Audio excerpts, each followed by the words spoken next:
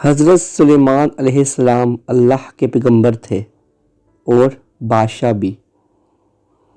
آپ علیہ السلام حضرت داؤد کے بیٹے تھے۔ باپ کی وفات کے بعد تخت کے وارث ہوئے۔ آپ علیہ السلام کے پاس ایک انگوٹھی تھی جس میں اللہ نے ایک خاص خوبی رکھی تھی۔ اس معجزاتی انگوٹھی کی بدولت آپ علیہ السلام کو بادشاہی ملی۔ ایک مرتبہ ایسا ہوا کہ جس انگوٹھی کی بدولت آپ علیہ السلام جنوں انس اور حیوانات پر حکومت کرتے تھے وہ گم ہو گئی تھی۔ اس کا گم ہونا تھا کہ آپ تخت سے محروم ہو گئے، جس کی وجہ سے ہاتھ سے سلطنت نکل گئی۔ یہ انگوٹھی شیطان کے ہاتھ لگ گئی۔ کچھ عرصے بعد شیطان کے ہاتھ سے دریا میں گر گئی۔ انگوٹھی مچھلی کا نوالا بن گئی۔ ایک مرتبہ مچھیروں نے مچھلی پکڑنے کے لیے دریا میں جال ڈالا تو یہ مچھلی بھی جال میں آ گئی۔ مچھیرے بازار لے گئے اور بیچ دیا۔ حضرت سلیمان کے خادموں نے مچھلی خریدی۔ اتفاق کی بات ہے یہی مچھلی خادموں کے ہاتھ لگ گئی۔ مچھلی محل میں لائی گئی۔ مچھلی کو صاف کرنے کے لیے جب پیٹ چاک کیا گیا تو اس میں گمشدہ انگوٹھی مل گئی۔ حضرت سلیمان علیہ السلام کی قسمت جاگ گئی۔ انگوٹھی کی بدولت آپ علیہ السلام دوبارہ سلطنت کے وارث بن گئے۔ بتایا جاتا ہے کہ انگوٹھی پر اسم اعظم کندہ تھا۔ جنات بھی آپ علیہ السلام کے تابع تھے۔ آپ علیہ السلام اپنے بیشتر کام جنوں سے بھی لیا کرتے تھے۔ حضرت سلیمان علیہ السلام میں ایسی حیرت انگیز خوبیاں تھیں جو کسی بادشاہ میں نہیں تھیں اور نہ قیامت تک کسی کو نصیب ہوں گی۔ ایک مرتبہ حضرت سلیمان علیہ السلام نے اللہ سے دعا مانگی تھی کہ میرے بعد آنے والوں کو ایسی حکومت نصیب نہ ہو۔ آپ کی دعا قبول ہوئی۔ آپ علیہ السلام انسانوں، جنوں، حیوانوں اور ہوا پر حکومت کرنے لگے تھے۔ حضرت سلیمان علیہ السلام نے اپنے باپ حضرت داؤد علیہ السلام کی خواہش کے مطابق فلسطین میں ایک عبادت خانہ تعمیر کیا۔ اگرچہ تعمیر کرنے کا ارادہ حضرت داؤد علیہ السلام نے اپنی زندگی میں کیا تھا، لیکن زندگی میں ان کی یہ خواہش پوری نہیں ہوئی۔ تاہم انہوں نے اپنی خواہش کے مطابق عبادت خانے کی جگہ منتخب کر دی۔ حضرت داؤد علیہ السلام کے بعد حضرت سلیمان علیہ السلام نے اپنے دور حکومت میں عبادت خانہ تعمیر کرایا۔ اس لیے اس عبادت خانے کا نام ہیکل سلیمانی پڑا۔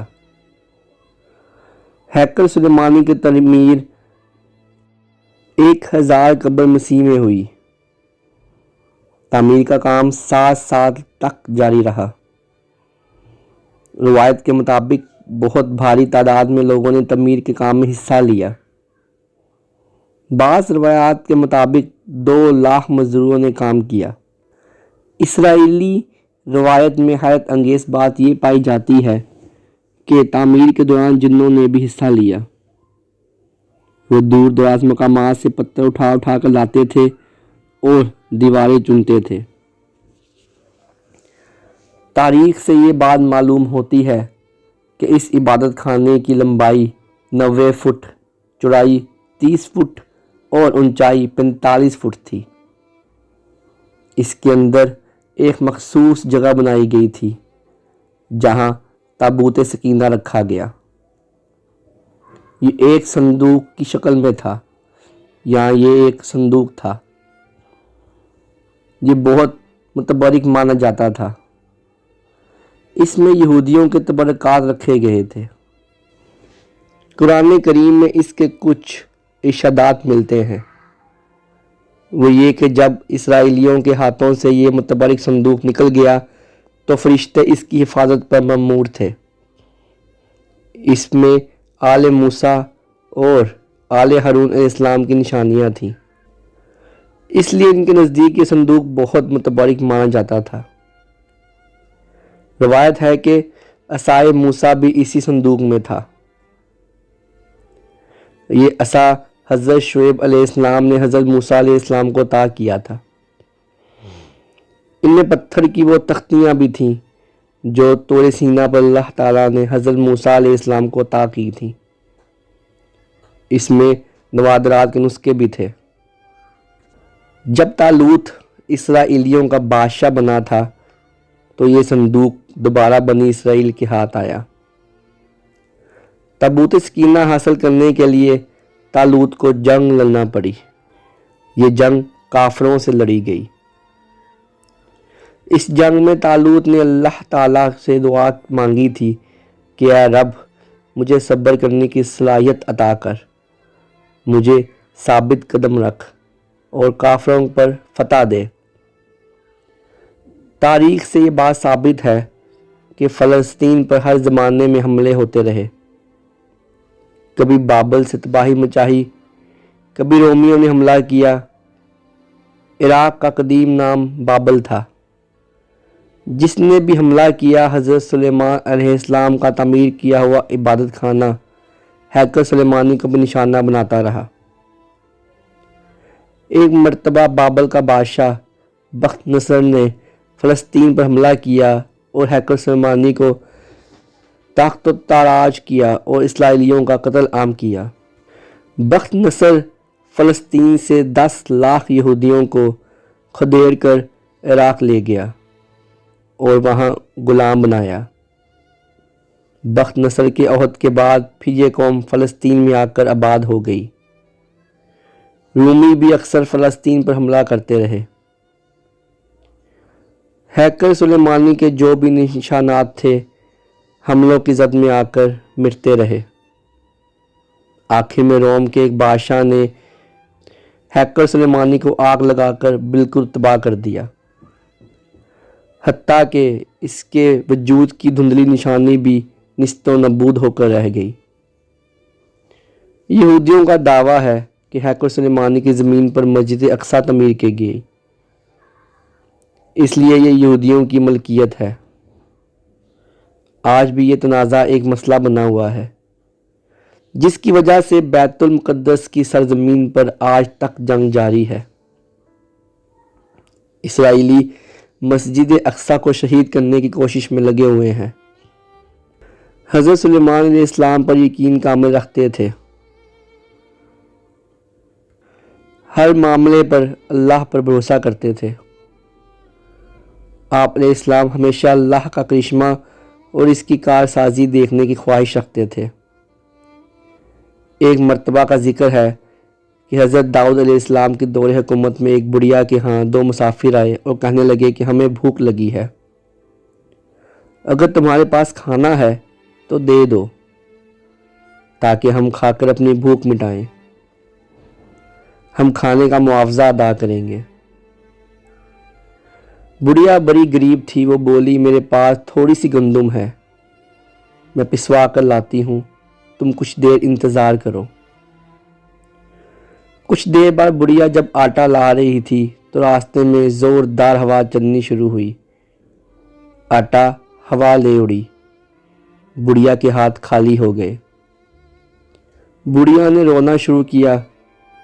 اتفاق کی بات ہے کہ راستے میں حضرت سلیمان علیہ السلام مل گئے۔ آپ علیہ السلام اس زمانہ میں کم سن تھے۔ آپ نے رونے کا سبب دریافت فرمایا۔ وہ بولی کہ میں گندم پسوا کر آٹا لا رہی تھی کہ اچانک ہوا چل پڑی، آٹا اڑ گیا۔ آپ علیہ السلام نے فرمایا اس میں رونے کی کیا بات ہے، میرا باپ بادشاہ ہے، جا اس سے فریاد کر۔ بڑھیا حضرت داؤد علیہ السلام کے پاس فریاد لے کر گئی۔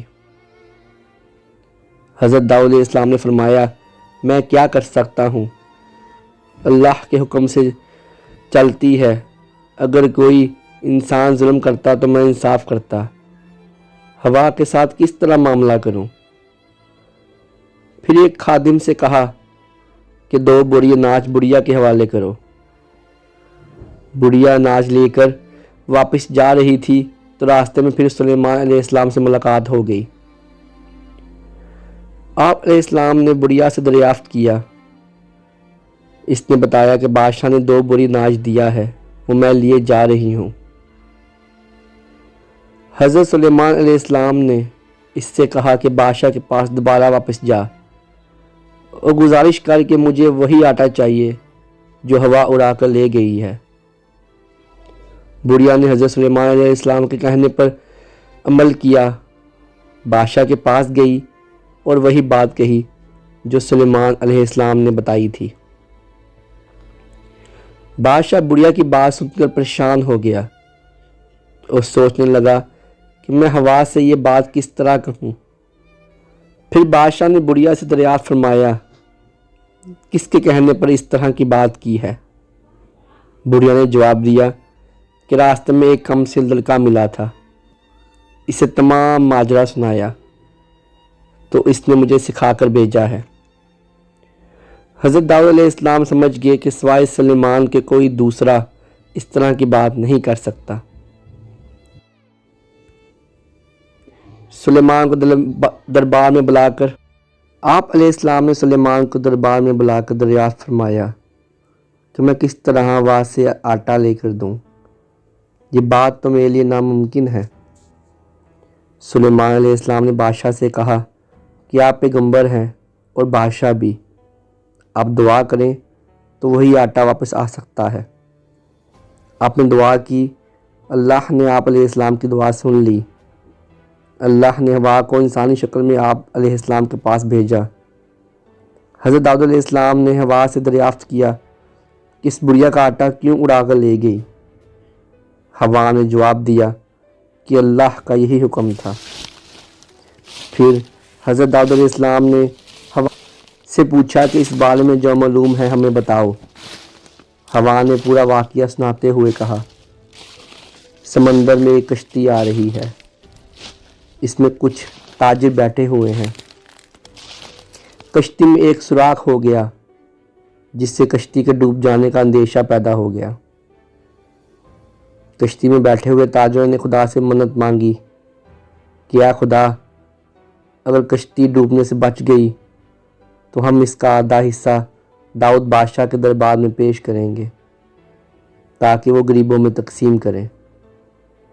ان کی دعا قبول ہوئی۔ ہوا نے بتایا کہ مجھے حکم ہوا کہ اس بڑھیا کا آٹا اڑا کر کشتی کا سوراخ بند کر دوں۔ میں نے ایسا ہی کیا۔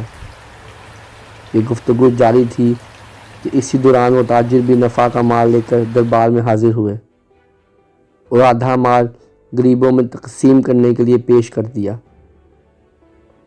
حضرت داؤد علیہ السلام نے مال کے 2 حصے کیے، ایک حصہ بڑھیا کو دیا اور سلیمان علیہ السلام کو شاباشی دی۔